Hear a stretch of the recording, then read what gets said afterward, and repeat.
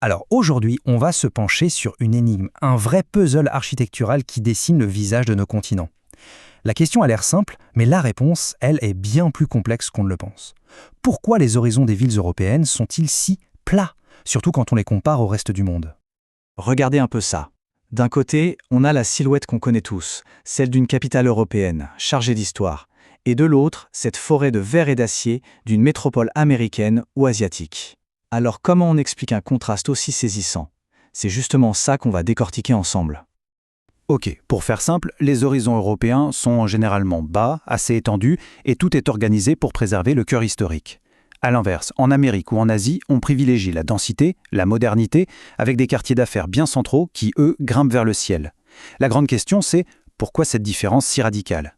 Pour trouver la réponse, il faut faire un petit voyage dans le temps. Allez, c'est parti pour l'enquête. Et oui, comme souvent, pour comprendre le pourquoi du comment aujourd'hui, il faut se tourner vers le passé. Faut bien voir que l'absence de gratte-ciel en Europe, ce n'est pas une décision prise hier, c'est le résultat de siècles et même de millénaires d'histoire. Le truc, c'est que les capitales européennes, elles ont poussé de manière organique. Contrairement aux villes nouvelles construites sur un plan bien quadrillé, ici, elles se sont construites les unes sur les autres, couche après couche, un peu comme un organisme vivant. Des fondations romaines aux ruelles tortueuses du Moyen-Âge, chaque période a laissé sa trace sans forcément tout détruire avant. Et tout ça, ça a créé un tissu urbain super dense, hyper complexe, vraiment à échelle humaine. Et franchement, c'est juste pas fait pour y planter une tour de 80 étages en plein milieu. Et c'est ça, au fond, qu'on appelle la tradition architecturale.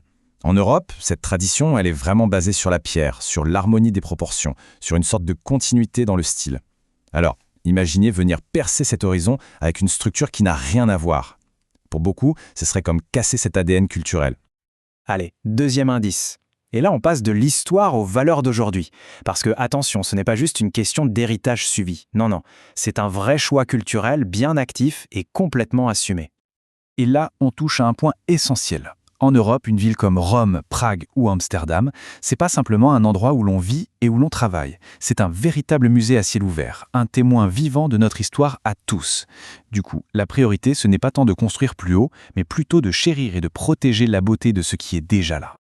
Et attention, cette volonté de préserver, c'est pas juste une idée en l'air, c'est gravé dans le marbre de la loi. Les règles sont hyper strictes. On va protéger les vues sur les monuments emblématiques, on impose des limites de hauteur drastiques pour garder une harmonie, on préserve le style de quartiers entiers, et on va même jusqu'à protéger ce qui se trouve sous nos pieds, dans le sous-sol. Autant dire que construire un gratte-ciel là-dedans, ça relève de la mission quasi impossible. Et cette culture de la préservation, elle nous amène tout droit à notre troisième indice, le vrai casse-tête, qu'est l'urbanisme moderne en Europe. Bon, imaginons un promoteur un peu fou qui voudrait quand même tenter le coup. Accrochez-vous, parce que c'est un véritable parcours du combattant qui l'attend. Il faut se débattre avec des lois de zonage incroyablement complexes, faire face à des audiences publiques où les associations de riverains ou de défense du patrimoine, et croyez-moi, elles sont souvent super organisées et passionnées, peuvent vous bloquer un projet pendant des années. Et ce n'est pas fini, il faut ensuite passer l'examen de comités d'esthétique qui ont carrément un droit de veto. Franchement, chaque étape, c'est pas juste une petite haie à sauter, c'est une montagne à escalader. Et concrètement, ça donne quoi? Les chiffres donnent le vertige.